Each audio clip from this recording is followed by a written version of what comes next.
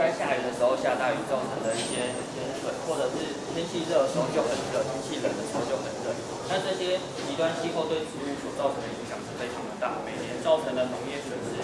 光在台湾都是数百亿起跳。所以我们因此想要去探讨说，我们要如何让植物去对抗这些逆境。那在台湾这个地方的话，经常高温多雨，那高温多雨的话，就会使植物遭受一些病原菌的感染。那遭受病原菌的感染的话，就会使植物大量死亡。那因此，我们可以从这张图看到全球灾害的分布。那全球灾害分布的话，我们以干旱、高盐、低温、高温及病虫害为例的话，它已经遍布世界全球了。那再来去关心我们自己台湾这块土地上的一些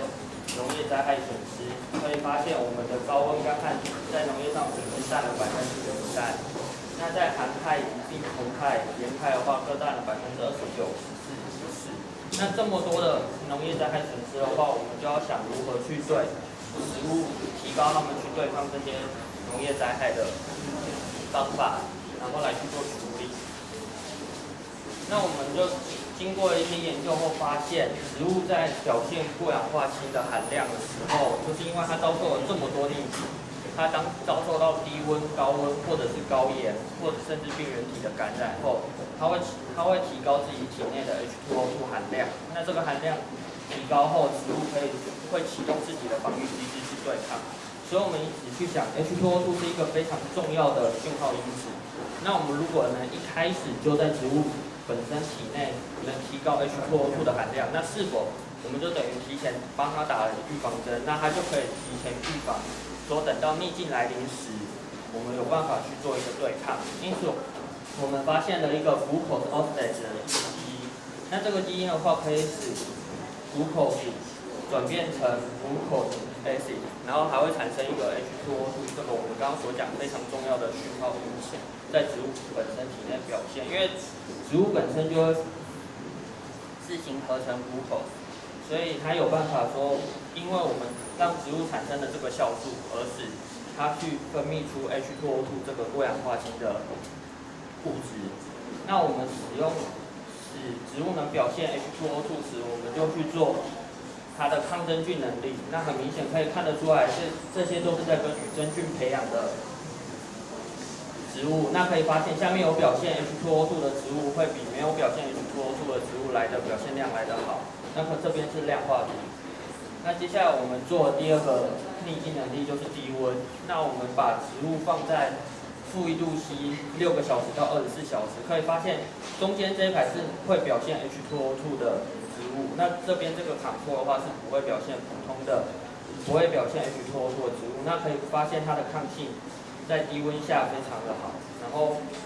可是我们可以看得出来，在低温如果没有保护的话，也会有脱水的现象，所以我们因此也可以推测说它可以抗干旱能力。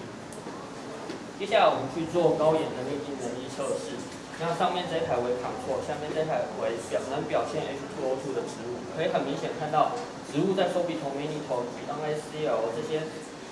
可以改变它的渗透值的200มิลลิโมล浓度下，它的根的发育可以很明显。能表现 H2O2 跟没有表现 H2O2 的话有明显上的差异。那我们可以证明说，使植物在这个逆境下，它们的生长比较不会受到影响。再来，我们去做它对高温抗性的能力。那我们可以很明显的看到，这边的是没有表现 H2O2 的植物，然后这两边是有表现 H2O2 的植物。我们以45度、12小时及24小时做了我们高温逆境的测试。那可以很明显的看得出来，在有表现 H2O2 的植物，它对热的防御机制来的效果比较好。那我们也可以从此推测说，因为热会使植物大量水分增载，那它的抗性比较高的话，它对干旱的抗性也会比较高。然后接下来我们就是以上的实验做个总结，就是以植物如果一开始能表现 H2O2 的话，我们就可以对抗盐害、低温、真菌、高温等等的逆境。那我们甚至因为它是一个非常重要的讯号因子，所以我们推测它甚至可以抗杀草剂、二氧化硫、臭氧以及盐水等等之逆境。那我们就要先来探讨说，在这个基改作物的全球产业上面的发展，那可以发现它它的市场是逐年增加，种植面积也是逐年增加，所以这是在一个全球性的市场来讲的话，它的产值是非常大的。那我们把这个基因可以使用于非食用性的经济作物上，因为目前在经济作物上，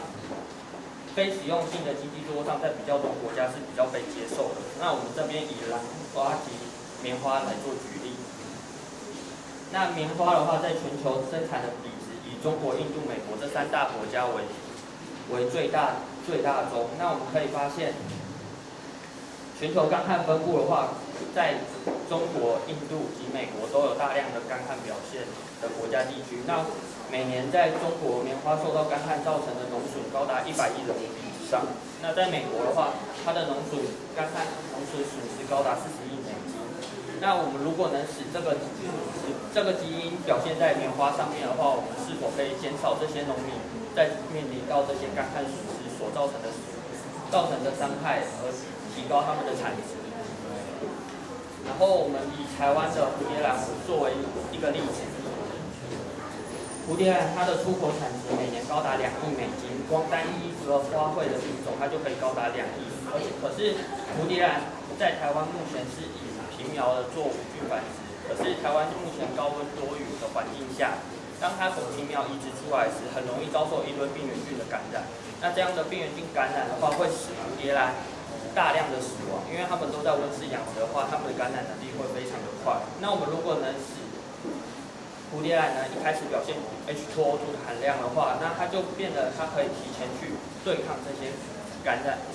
病菌的感染，然后达到它的损失能降到比较低。那我们以农业生技代表孟山都为例，那孟山都它目前的年营收高达了120亿美金。那为什么会举它为例？是因为它生产了非常多使农作物抗逆境的一些品种，那它的产值也非常的高，所以我们以它做一个举例。那我们目前来说我们现在对我们这个超级植物做了一个 SWOT 分析。我们除了能抗低温、真菌、高盐、干旱及高温以外，我们甚至推测它可以抗杀草剂。那推测能抗杀草剂的原因，就是因为孟山都之前他们所做的基改，他们很常做了一个就是抗杀草剂，那使得很多农民就肆无忌惮的使用杀草剂，而导致这片土地受到污染。那经过了高杀草剂污染的土地，变得我只能种孟山都的植物，但是我们现在只要转植单一的一个基因，就可以对抗多种逆境，而孟山都它是转一个基因抗一个逆境。那譬如我要抗很多种，那我必须要转很多的基因进去，在技术上及成本上都是非常高的。所以我们在优势上的话是比他们来得多。那目前在机会上的话，我们可以解决各式逆境，而且市场是在全国上都有逐年增加的优势。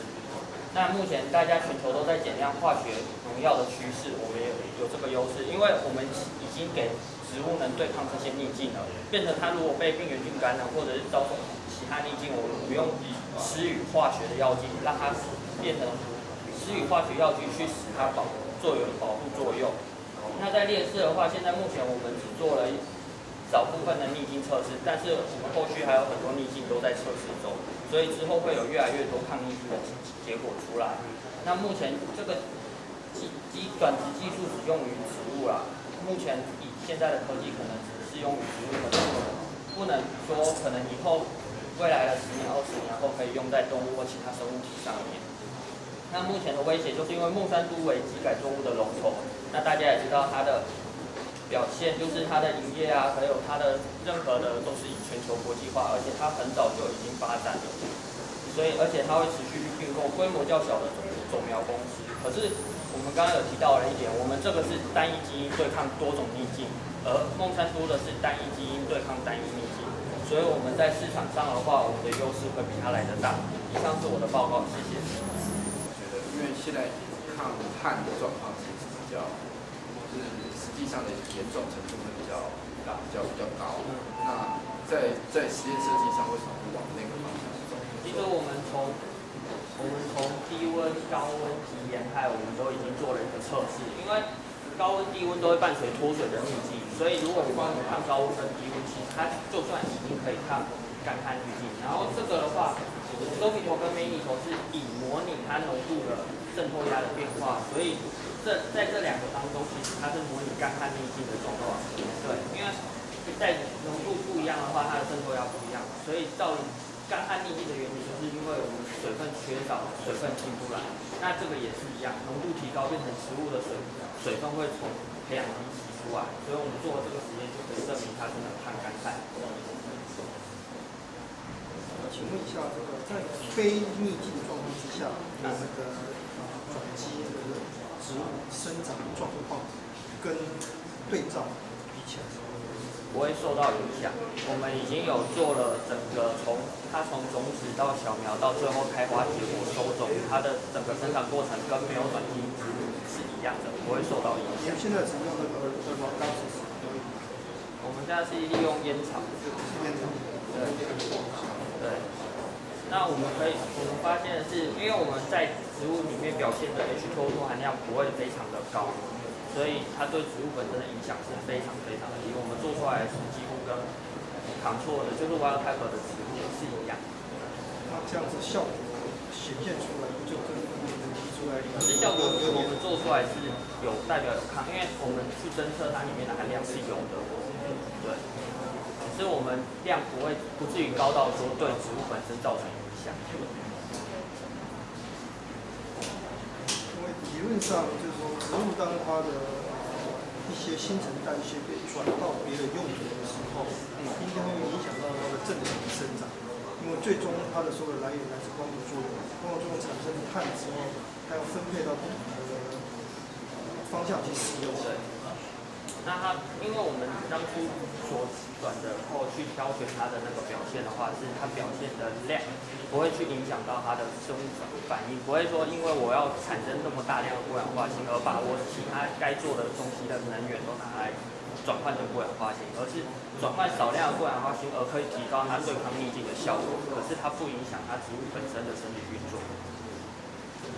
过氧化氢应该是它的讯号。对，它是一个讯号。讯号之后的话，整体动员起来就会用到这种能量，影响到它刚刚那个徐老师所讲的，它的生长过程。我们别人。然后像植物过熟化之后，它才会慢慢的增加，才会它本身就是抗逆境的机制。然后我们是想说，因为我们没有办法经过熟化，然后再对抗逆境，因为逆境啊就是很快速的，所以我们才会想说转生基因让它植物本身是可以自然的提高过氧化氢，在接受逆境的时候。然后这方面就是后面生长测试，我们又做就是测试，然后确实就是没有问题。对我最后一个问题就是你的 post 那边写的目标主要是以粮食去解决粮食的这个问题。那后来你的研发的成果主要是用在这个非湿地性。台湾是未开发机改作物，所以我们之后的目标会放在已经开发可以移转到粮食作物上面。像美国的话，就可以使用这个东西，所以我们才会以孟山都这个公司为例，因为他们美国是已经开放说他们可以做机改，可是他们现在目前出现到一些负面上的问题。那我们现在这样的话，我们的市场就不会放在说像台湾现在目前没有开放，那我们在这做并没有太大意义。可是我们如果放到已经开发上面的话，这个变成是一个非常有产值的一个东西。这个 idea 是谁来？从哪一个来？是你的团队还是老师？是一个国际上的一个。不是，我们这个团队接受到这样方向的改变，这个是由谁来主导这个事情，或者是由？就是老师跟